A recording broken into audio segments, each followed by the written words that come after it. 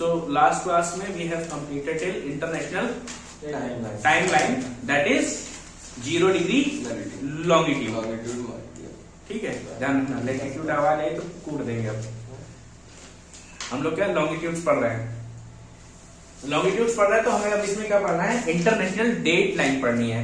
तो what is international date line, ये मैंने आपको बताया था कि 0 डिग्री के जस्ट अपोजिट क्या है, 180 डिग्री लॉन्गिट्यूड है। तो 180 डिग्री लॉन्गिट्यूड को ही हम क्या बोलते हैं, इंटरनेशनल डेट लाइन। अच्छा, उससे पहले ये याद रखना, जब इंटरनेशनल टाइमलाइन बनाई गई है वो है ना, वो एक स्ट्रेट लाइन नहीं है। इंटरनेशनल टाइमलाइन जब ग्रीनविच लाइन, वो एक स्ट्रेट लाइन नहीं है। पता है क्यों?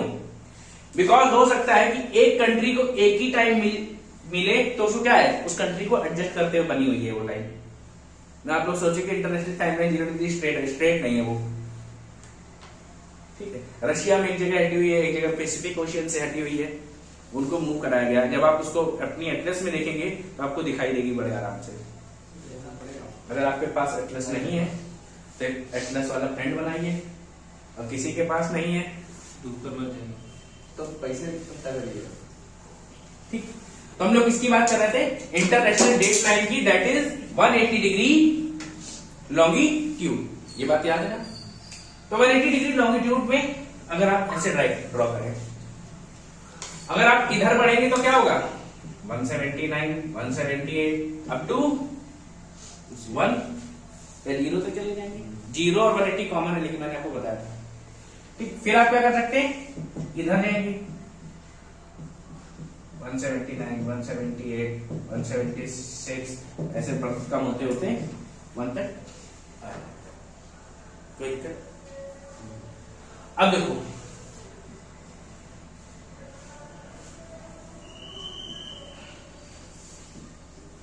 ईस्ट और वेस्ट। अब हम जब भी टाइम लेंगे तो मोस्टली जो रात में टाइम डेट चेंज होने की बात होती है, वो कब की बात होती है, रात में डेट चेंज होती है। रात में कितने बजे डेट चेंज होती है आपकी, रात के 12 AM पे आपकी डेट चेंज हो जाती है। अब आप देखो 180 डिग्री लॉन्गिट्यूड पे है, और आपने क्या करना है, अगर आप 12 बजे ईस्ट डायरेक्शन में बढ़े तो क्या होगा, आपकी डेट चेंज हो जाएगी। और आज डेट कितनी है, मान लो 30 है, आज 30th जैन है। अगर आप ईस्टर्न लॉन्गिट्यूड की तरफ बढ़े होते तो आपकी डेट क्या हो जाती, 29th ऑफ जैन, ठीक है। लेकिन अब वेस्टर्न लॉन्गिट्यूड आप पीछे चले जाते तो आपकी डेट क्या हो जाती, 31st ऑफ जैन, ठीक है। डेट का मतलब क्या है, अगर आप 180 डिग्री से ईस्टवर्ड जाते हैं तो डेट कम होती है, और वेस्टवर्ड जाते हैं तो डेट बढ़ती है। टाइम के कंपैरिजन में ये उल्टा था, टाइम में ईस्टवर्ड जाने में टाइम बढ़ता था, लेकिन डेट में क्या होगा, ईस्टवर्ड जाने पे डेट कम होगी, वेस्टवर्ड जाने पे डेट, हम लोग अपोजिट चले गए ना, इसकी वजह से ना, अपोजिट साइड में डायरेक्शन में। अगर उसको विजिबल देखेंगे ना, जैसे नहीं हम लोग कभी कभी अपने इमेज देखते हैं, लिटरली इन्वर्टेड दिखाई देती है मिरर पे, left right right left appear होता है, वैसे ही यहाँ पे भी है।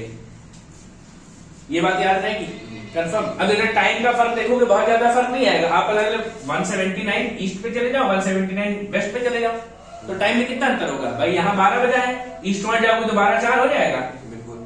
और यहाँ 11:56, टाइम में डिफरेंस कितना आ रहा है, 8 मिनट का ही आ रहा है। लेकिन लाइन पाली पार करने पे क्या हो रहा है, दिन चेंज हो रहा है पूरा का पूरा।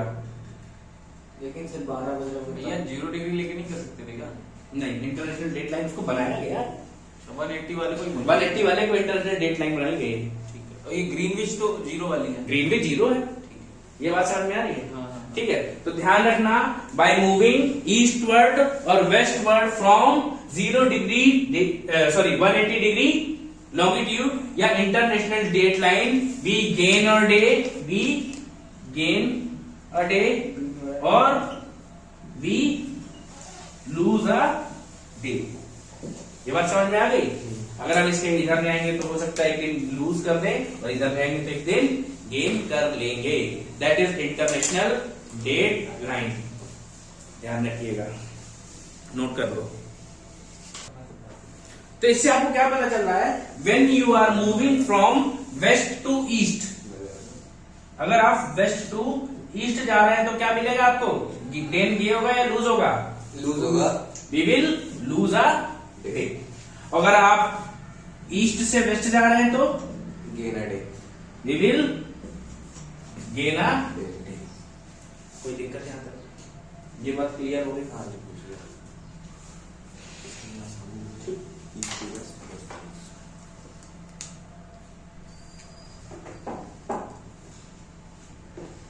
तो डेट का कॉन्सेप्ट समझ में आ गया, आपकी डेट कैसे चेंज होगी। अगर आप वेस्ट टू ईस्ट जा रहे होंगे तो आपकी डेट कम हो जाएगी, आप अगर ईस्ट से वेस्ट जा रहे होंगे तो डेट बढ़ जाएगी। कहां से, 180 डिग्री लॉन्गिट्यूड से। 180 पे 30 तारीख होगी उस दिन।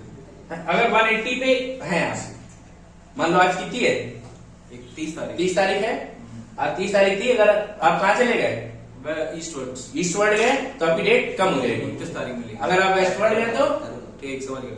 ठीक है। Yes sir. जो बात समझ है, ये लाइन भी सीधी नहीं है क्योंकि सारी कंट्रीज को सेम डेट मिलनी चाहिए। हाँ सही है सबका। बेसिकली जो टेढ़ी लाइन जो बताई जाती है इंटरनेशनल डेट लाइन के लिए बताई जाती है, 3 जगह से ये भी हटी हुई है हाँ। कि जिससे क्या हो, एक कंट्री को एक ही डेट मिले। और भी कोई लाइन है क्या जो हटी हुई है?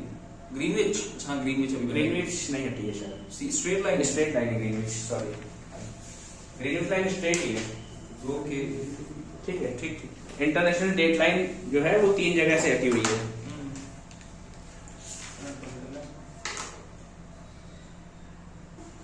ठीक है।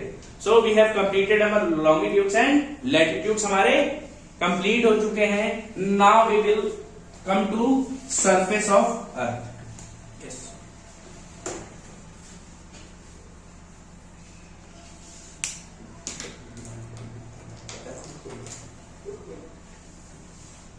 हेडिंग डाल लेंगे नए पेज से, formation of surface of earth.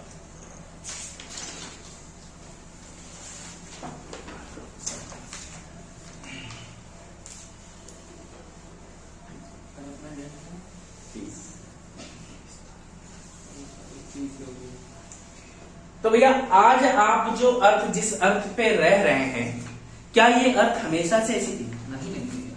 The earth was not similar like the way it is today. क्या है, जैसी कि आज ये है, ये वैसी शुरुआत में नहीं थी।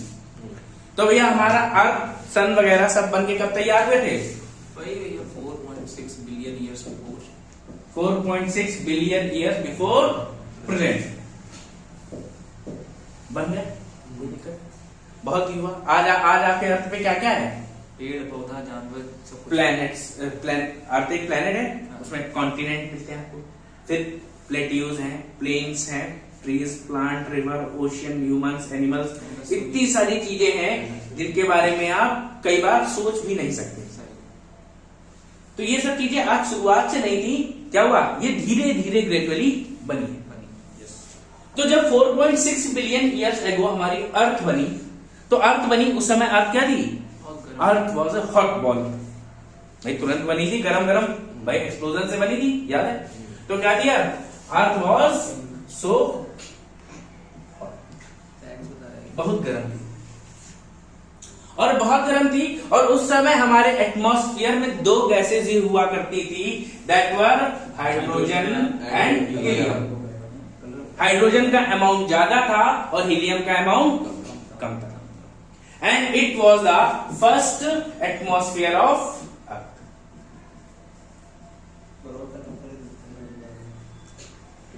ये क्या है, अर्थ का पहला एटमॉस्फेयर क्या था? Hydrogen and helium. अब क्या हुआ, तो भैया जब हमारी अर्थ यंग थी तो हमारा सन भी यंग ही था और बहुत गर्म था, और उस समय क्या चलती थी? Solar winds. सोलर विंड्स क्या थे? Solar winds are the charge particle emitted by sun. भाई यहां पे क्या था?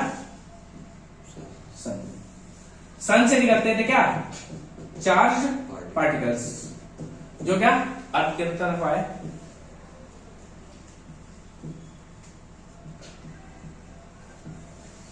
चार्ज पार्टिकल्स निकले, अब इसकी वजह से क्या हुआ, इनमें टेम्परेचर बहुत ज्यादा था, और जब भी कभी गैसेस का टेम्परेचर बढ़ेगा तो क्या होगा, gases will leave the place, और इसकी वजह से अर्थ पे ये एटमॉस्फेयर ज्यादा समय तक नहीं रहा, and first atmosphere was removed या blown away by solar wind. इससे ब्लोन अवे हो गया by solar wind. Solar wind क्या थी, charge particles of the sun. Sun ने जो चार पार्टिकल एमिट किए थे, इसकी वजह से क्या हुई, गर्मी और बढ़ी, गर्मी बढ़ी, temperature rises and these gases are blown away and left the space, and our first atmosphere was finished. कोई दिक्कत? ठीक है, तो सोलर विंड्स के बारे में देख सकते हो। पहले फर्स्ट एटमॉस्फेयर बना लो, ठीक है। तो क्या, we have got our first atmosphere that is made up of hydrogen and helium and which was blown away due to solar winds. Solar winds क्या थी, these were the solar charge particle emitted by sun which rises the temperature of atmosphere of earth that was made up of hydrogen and helium, which was blown away due to the increase in temperature। ये बात समझ में आ गई? फिर क्या हो गया, फिर इसी बात 4.4 बिलियन ईयर्स बिफोर प्लेनेट, अगली बात करते हैं।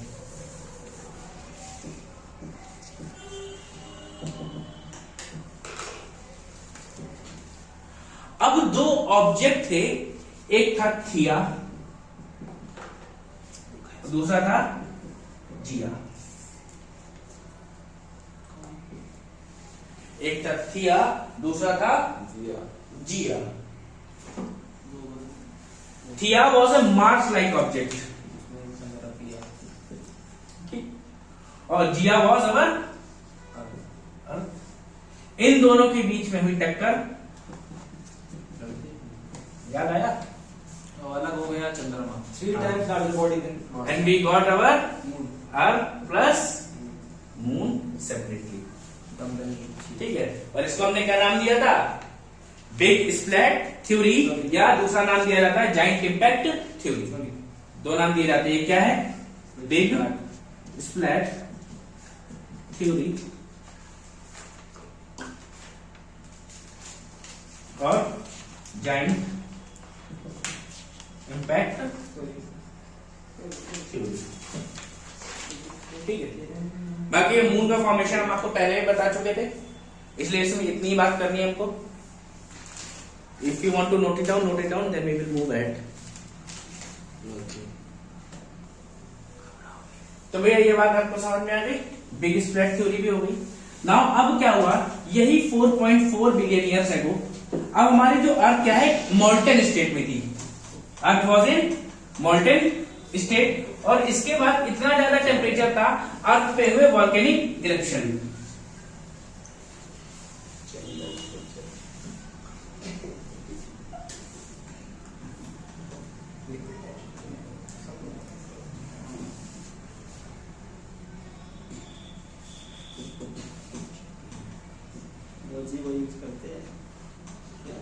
अर्थ क्या थी, मोल्टन स्टेट में थी, temperature was so high and volcanic eruptions were taking place on surface of अर्थ। क्या हो रहा था, Volcanic eruption taking place on Earth.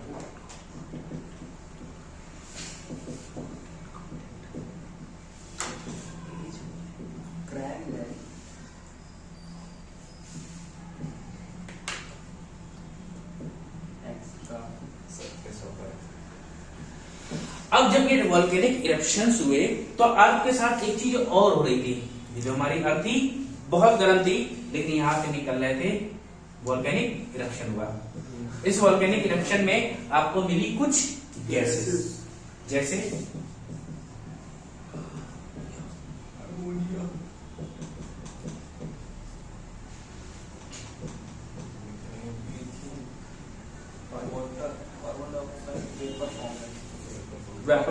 अभी आपको क्या ऑक्सीजन नहीं मिली, लेकिन ये सारी गैसेस मिल गई जो अर्थ के चारों तरफ थी, and it was the second atmosphere of earth.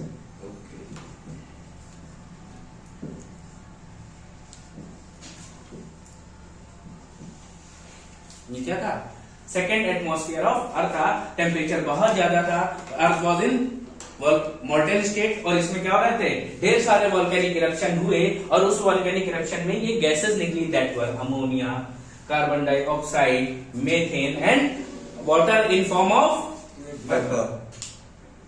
Temperature इतना रहता था कि लिक्विड यहां चेंज ही नहीं हो सकता था यहाँ पे। ये बात समझ में आई?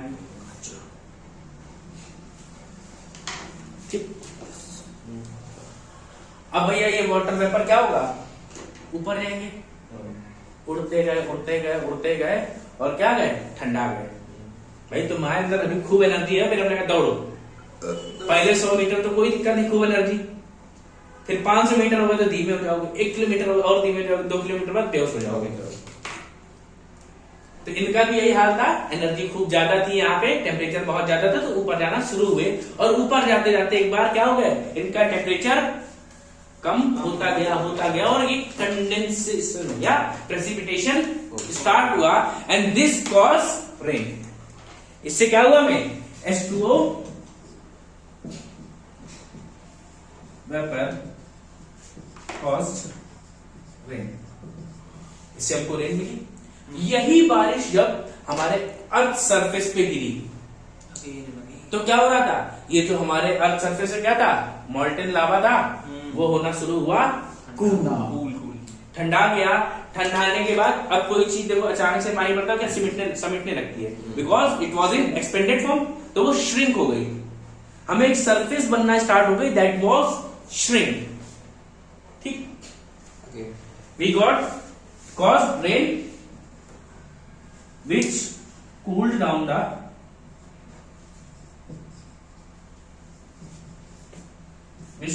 surface of earth into shrink form। अब ये प्रोसेस बार बार हो रहा था, भाई पानी आया, अब ऐसा तो नहीं कि आप पानी डालोगे तो पहली बार में पानी भरना शुरू हो जाएगा। अच्छा आप देखते हो ना तवे पे क्या करते हो, कभी कभी आप डोसा खाने गए होंगे, डोसा वाला तवे पानी डालता क्या होता है, बड़ी तेजी से पानी उड़ जाता है, लेकिन वही पानी वो 2-4 बार लोटे से डाल दे तो क्या होगा, तो वे पानी भरने लगेगा। तो जब पहली बार बारिश हुई होगी तो it was like that situation, पानी में छन गया, खत्म। लेकिन फिर वो बारिश होती गई तो क्या हो गया, हमको एक नया एटमॉस्फेयर मिला, और हमारे अर्थ में क्या हुआ, अब ये बनी हमारी अर्थ, और ये पानी भरता गया और हमारे ये चारों तरफ वाटर बन गया। ये क्या थी, अंदर अर्थ, ऊपर चारों तरफ पानी भर गया, समझ गए? ठीक है, and this was our super ocean that was known as Panthalassa, and this was super continent known as Pangaea.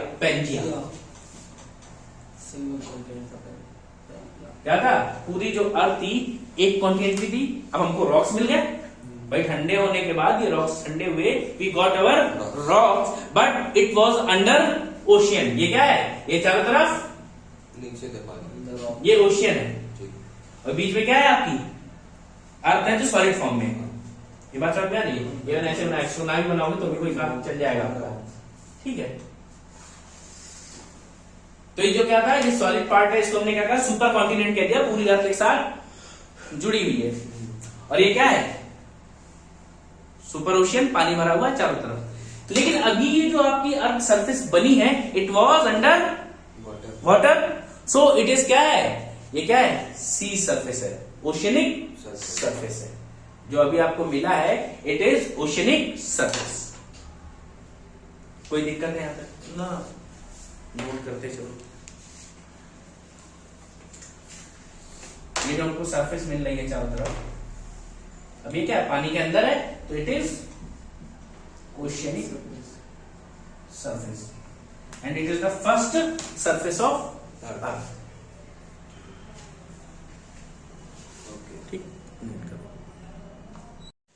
ठीक है, तो सिमिलरली हमने क्या बताया आपको, we have our Panthalassa and Pangaea. और क्या बेसिकली हम ये कह सकते हैं कि वी गॉट अवर, ये हमारा क्या है, ये है हमारा ओशियन। ओशियन में क्या पानी है, और पानी के नीचे क्या हो रहा था, ये सरफेस थी। जो सरफेस क्या हो गई है, कूल्ड हो गए पानी गिरने की वजह से। पानी जब गिरा तो क्या सरफेस कूल होके रॉक फॉर्म में बन गई। It was the known as oceanic floor या ओशियनिक क्रस्ट, इसको हम लोग बोल सकते हैं। It is known as oceanic crust और oceanic floor. We got this, but still अभी भी क्या है, हमको अपना सरफेस नहीं मिला है जिसपे हम रहेंगे। क्या आपको मिल गया? नहीं मिला भाई, पानी के अंदर तो आप रहते नहीं है। आपके अंदर अभी जो जमीन है ये क्या है, पूरी की पूरी पानी के अंदर है। तो क्या हुआ, ये जो आपका सरफेस था, ये जो अभी वॉल्केनिक इरप्शन से ये निकला हुआ था, ये तो आपको पता ही ना कि वॉल्केनिक इरप्शन हुआ, ये सरफेस निकला और पानी गिरने से ठंडा होकर जम गया। ये जो था, ये जो मैटर है, ये अभी लाइटर तो है बट नॉट द लाइटेस्ट। इसका वजन कम है लेकिन सबसे कम नहीं है, इनमें भी वजन ज्यादा है। तो क्या होगा कि धीरे धीरे ये सिंक होना स्टार्ट करेंगे। क्या करेंगे? डूबने लगेंगे। भाई इनमें वजन ज्यादा है तो क्या हुए, ये डूबना शुरू हुए। कहां? अर्थ के अंदर, इन द मैग्मा। अर्थ के अंदर मैग्मा है, उस मैग्मा में ये वापस जाने लगे। जब ये मैग्मा में मेल्ट हुए तो क्या हुए, ये टूटना शुरू हुए।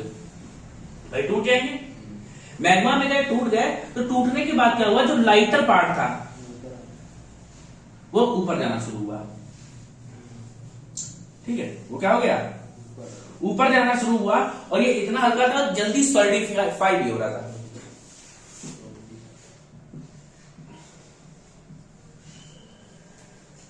Solidifies quickly.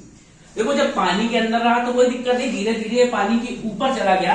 And in the same way we got our land, hills, ridges. ये सब आपको कहां से मिले हैं? ये इसी मोल्टेन लावा से मिले हैं, जो अर्थ सरफेस के ऊपर आके सॉलिडिफाई हो गया है। कोई दिक्कत? अब देखो फिर से एक बार देखते हैं। बेसिकली हम इसको प्लेट टेक्टोनिक थ्योरी में एक बार और अच्छे से पढ़ेंगे, अभी आपको नहीं भी आएगा तो भी। तो क्या होता है कि आपने देखा आपके घर में मिल्क होता है, मिल्क में जब गर्म करने के बाद ऊपर क्या जमती है, क्रीम जमती है। तो डेंस कौन होगा, मिल्क या मलाई? डेंस वो मिल्क, मिल्क गधे नहीं सही है, सही है, सही है। डेंस होगा, मिल्क ही डेंस होगा भाई। डेंस चीज नीचे रहती, लाइटर चीज ऊपर है, ऊपर रहती। फिर जब मलाई ज्यादा देर तक रहती तो थोड़ी देर बाद क्या होने लगती है, टूटती है। टूटने के बाद नीचे नीचे। सिमिलरली ऐसे ही क्या होता है, अब अर्थ सरफेस के यहाँ क्या है, यहाँ जो डेंसिटी है एग्जैक्ट नीचे ज्यादा है, तो यहाँ ना डेंस होकर धीरे से आगे बढ़ के डूबने लगती है, सिंक हो गई। जब सिंक हुई तो ये क्या है, इसमें वापस टूटी। टूटने के बाद इसमें लाइटर पार्ट्स और हैवियर पार्ट्स हैं। तो लाइटर पार्ट्स क्या होंगे, वो फिर से वॉल्केनिक इरप्शन में ऊपर की तरफ जाने स्टार्ट होंगे और हैवी पार्ट्स नीचे सेटल हो जाएंगे। कोई दिक्कत? तो लाइटर पार्ट्स क्या होंगे, वॉल्केनिक इरप्शन से बाहर निकले और वो बाहर निकलते ही क्या हो गए, वो ओशियनिक फ्लोर के ऊपर जाके ठंडे हुए। जैसे ठंडे हुए धीरे धीरे ग्रेजुअली वो जमते गए, जमते गए, जमते गए और पानी सी लेवल के ऊपर निकलने लगे। And we got in the same way we got our surface over the sea. ऐसे ही हमको क्या मिले, अपने कॉन्टिनेंट वगैरह जो आपके बने हुए हैं वो सब ऐसे ही मिले हुए हैं। यहां तक कोई डाउट है? ठीक है। अब इसी से आपके लैंड्स बन जाएंगे, हिल्स बन जाएंगे, रिजेस बन जाएंगे, प्लेट्यूज बन जाएंगे, प्लेन्स बन जाएंगे। उनकी अलग अलग क्वालिटीज होती हैं, वो मैं आपको धीरे धीरे जब पढ़ाता जाऊंगा तो वो आपको समझ में आते जाएंगे। यहां तक कोई डाउट है किसी को?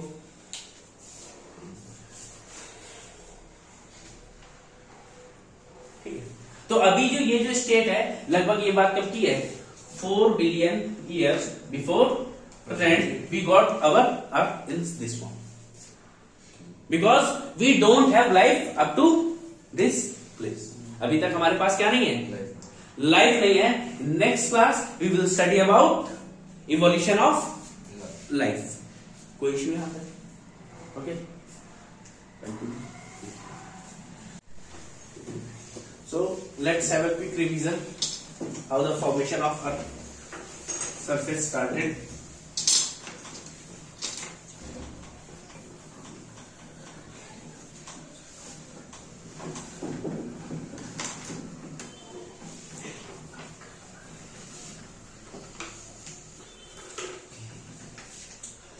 around 4.6 billion years ago, our Earth and Sun were formed. ठीक है, तो जो हमारी अर्थ बनी, अर्थ पे क्या था? पहला एटमॉस्फेयर हाइड्रोजन एंड हीलियम। ये क्या था? First atmosphere. फिर क्या हुआ? इस पे पड़ा सोलर विंड। सोलर विंड की वजह से क्या हुआ? इसका टेम्परेचर राइज हुआ, और ये टेम्परेचर बढ़ने पे गैसेस क्या करती है? अपनी पोजीशन छोड़ देती हैं, दे मूव अवे। तो ऐसे क्या हुआ? अर्थ का पहला एटमॉस्फेयर भी गायब हो गया। फिर क्या हुआ? इसी के बाद हमने पढ़ी big splat theory, in which we study about formation of moon and earth by the collision of Theia and Gaia। ठीक है, हमारा मार्स और अर्थ की क्या हुई? कोलिजन हुआ, जिसमें वी गॉट अवर, जिससे हमें अपना अर्थ मिला आज की डेट में जो है, और मून मिला। ठीक, अभी जो हमारी अर्थ की स्टेट थी, क्या अर्थ हमारी मोल्टन फॉर्म में थी, और क्या हो रहा था? इसमें वॉल्केनिक इरप्शन हो रहे थे। वॉल्केनिक इरप्शंस के कारण इसमें निकल रही थी क्या? Gases that were ammonia, methane, carbon dioxide, H2O vapour, hydrogen and helium etcetera. ये गैसेस निकल रही थी। इट इज द क्या था? They form the second atmosphere of earth. इन्होंने क्या बनाया था? Second atmosphere. ये बात समझ में आ गई? सेकेंड एटमॉस्फेयर बनने के बाद अब वाटर क्या था? हमारे पास वेपर के फॉर्म में था।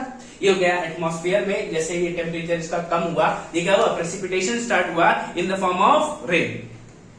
या प्रेसिपिटेशन होने के बाद क्लाउड्स भी बन सकते हैं, या फॉग भी बन सकता है।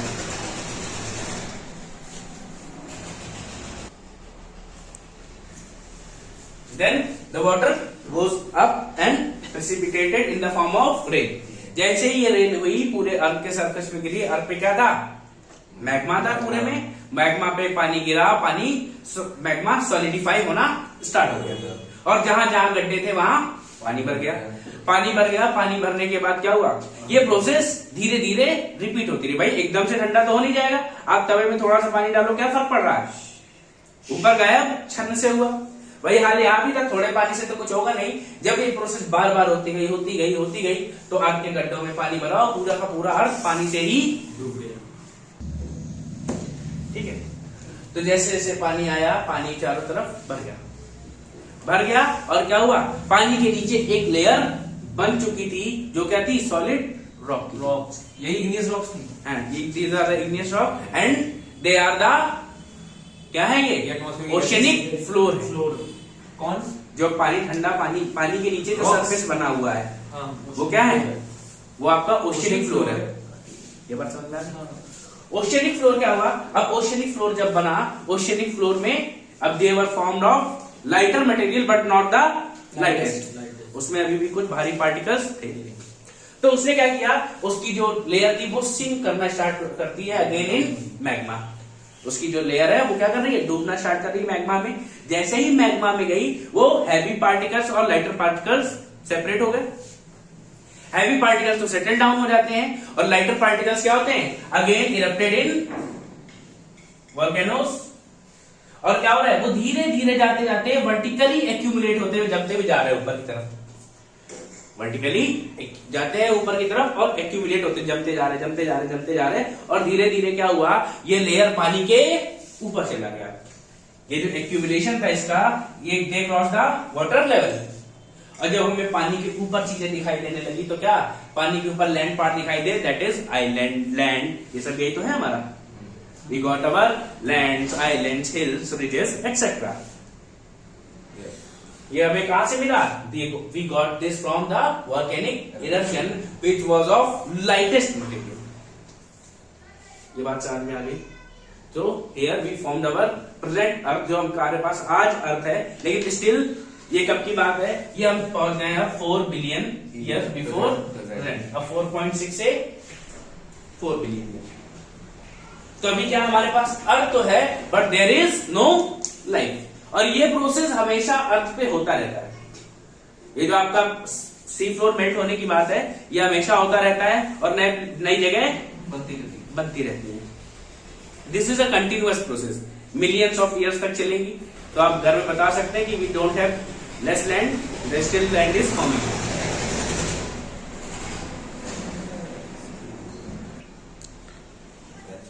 ठीक है, तो ये प्रोसेस हमारे अर्थ पे अभी भी कंटिन्यूड है। कहीं ना कहीं पे क्या हो रहा होगा, ये सी फ्लोर मेल्ट होके मैग्मा में मिल रहा होगा, नए इरेप्शंस हो रहे होंगे और नया लैंड बन रहा होगा। कोई दिक्कत यहाँ पे? ठीक है, तो ये आपका हो गया लैंड फॉर्मेशन कंप्लीट हो चुका है, फॉर्मेशन ऑफ अर्थ।